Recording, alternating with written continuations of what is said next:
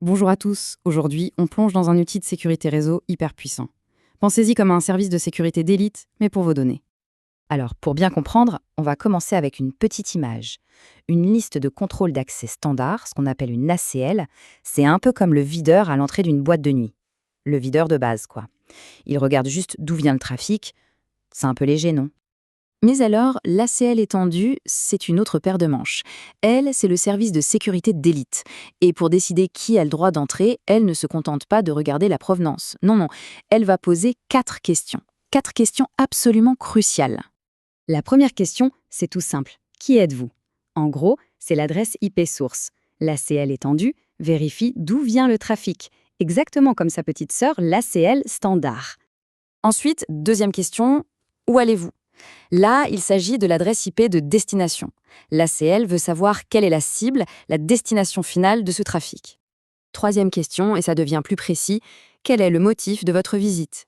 Ça, c'est le protocole. Est-ce que c'est du TCP pour naviguer sur le web, de l'UDP pour du streaming, le type de conversation en somme? Et enfin, la quatrième et dernière question. Quelle salle utilisez-vous?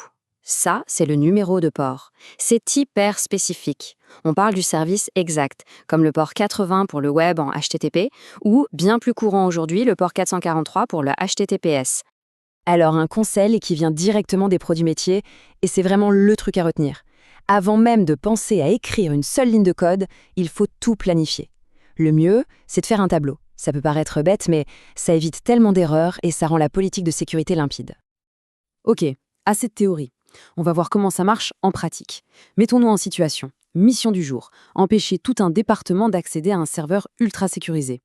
Pour construire la logique de notre ACL, c'est assez simple en fait. Ça se passe en 3 temps. D'abord, on identifie très précisément le trafic qu'on veut bloquer. Ensuite, on écrit la règle « Refuser » qui ne cible que ce trafic-là. Et l'étape 3, c'est la plus importante. C'est d'ajouter une règle finale qui dit « Permettre » pour tout le reste du trafic légitime. Et voilà à quoi ça ressemble en vrai. Cette petite ligne de code, ce qui est fascinant ici, c'est que cette seule commande répond à nos 4 questions d'un coup.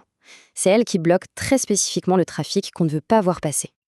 Mais attention, n'oubliez jamais, au grand jamais, cette dernière ligne.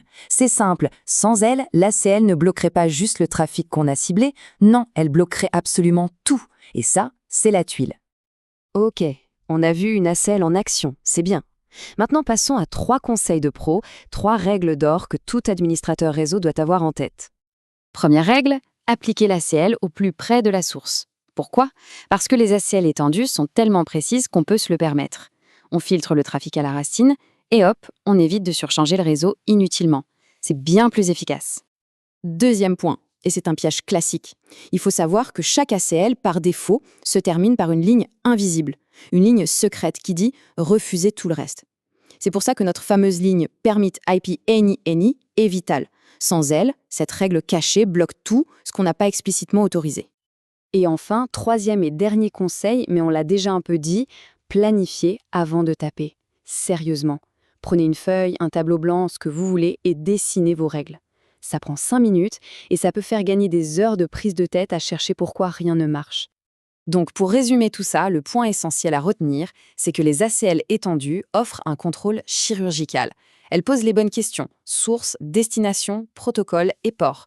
Mais, et c'est un grand mais, cette puissance exige une planification rigoureuse. C'est un outil puissant, mais il faut savoir s'en servir. Tout ça montre bien à quel point le contrôle peut être granulaire. Et ça nous laisse avec une question pour la route, une réflexion un peu plus large. Aujourd'hui, nos réseaux deviennent de plus en plus intelligents, de plus en plus automatisés. Alors la question qu'on peut se poser, c'est, demain, quelles seront les nouvelles règles du jeu? Quelles nouvelles questions nos outils de sécurité devront-ils poser pour continuer à nous protéger efficacement?